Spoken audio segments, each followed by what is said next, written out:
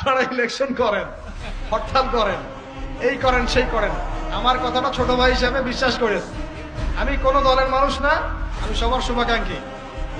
এই বাংলাদেশ ঈসা আলাইহিস সালাম শাসন করবে, এই ভারত ঈসা আলাইহিস সালাম শাসন করবে, এই জেরুজালেম ঈসা আলাইহিস সালাম শাসন করবে, এই আরবের যত কান্ট্রি দেখতেছেন সবগুলো ঈসা আলাইহিস সালাম শাসন করবে। তার আগ পর্যন্ত আপনারা এই খেলা চালাইতে থাকেন, কোনো লাভ নাই, আস্তে আস্তে সব শেষ হয়ে যাবে। এখন একটা মজার প্রশ্ন, এই প্রশ্নটাই শেষ করি। ইমাম মাহদী আবার কখন আসবে? আমরা তো বুঝলাম ইমাম মাহদী আসবেন, তারপরে দাজ্জাল, তারপরে ঈসা আলাইহিস সালাম, তারপরে খেলাফত, এই তো। ইমাম মাহদী আবার কখন? আমাদের বুয়েটের মাহদী বের হয়, পাঞ্জাব থেকে মাহদী বের হয়, হ্যাঁ, বাংলাদেশের ওই কোনায় মাহদী বের হয়, সৌদি আরব থেকে ওই কোনা থেকে মাহদী বের হয় না? খুব ভালো করে মনে রাখবেন, যতক্ষণ এই বিশ্বে একটা মালহামা না হচ্ছে মাহদী আসছেন না। কথা ক্লিয়ার? এই বিশ্বে যতক্ষণ একটা মালহামা না হচ্ছে মাহদী আসছেন না। তিনি আসবেন ফাতিমা রাদিয়াল্লাহু আনহার বংশ থেকে। কার বংশ? তার আসল নাম মুহাম্মদ। কি নাম?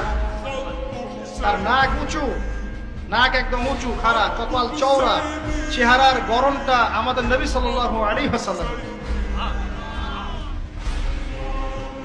তার বাবার নাম হবে আব্দুল্লাহ, তার মায়ের নাম হবে আমিনা। তিনি দায়িত্ব নিতে চাইবেন না, তিনি দায়িত্ব নিতে চাইবেন না। তিনি দায়িত্ব না নেওয়ার জন্য মদিনা থেকে পালিয়ে মক্কায় চলে আসবেন। ভয়ে আমাকে দায়িত্ব দিও না, এই ভয়ে। ও তিনি আরবি ভাষায় কথা বলবেন, বাংলা ভাষায় না। এখনকার মাহাদিরা পাঞ্জাবি ভাষায়, বাংলা ভাষায় কথা বলেন, ঠিক আছে? এবং এই কাবা ঘর যেটা আমরা তাওয়াফ করি, এখানে যে হাজারে আসওয়াদ আছে না, আর এই যে হাজারে আসওয়াদ আর মাকাম ইব্রাহিম, এই দুটো জায়গার মাঝামাঝি মানুষ তাকে চিনে ফেলবে, এই তো মাহদী। তার হাতে মানুষ বায়াত নেবে 313 জন। কতজন? ওই তালুত বাহিনীটা 313, বদরও 313, এখানেও 313। এবার শুরু হবে আসল খেলা। এবার প্রথমে ওই আরবেরই একটা গোত্র, বনু কালব। কোন গোত্র? এই বনু কালব ইমাম মাহদীর বিরুদ্ধে যুদ্ধ করবে, আল মাহদী এই যুদ্ধে জয়লাভ করবেন।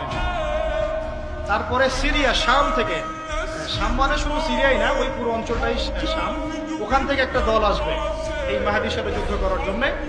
আল্লাহ পাক তাদেরকে মক্কা মদিনার মাঝখানে বাইদা নামক জায়গায় বসে। কোন জায়গা?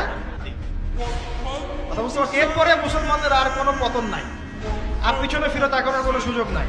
মুসলমানরা আর মাথা নিচু করবে না ইনশাল্লাহ কোনোদিনের জন্য।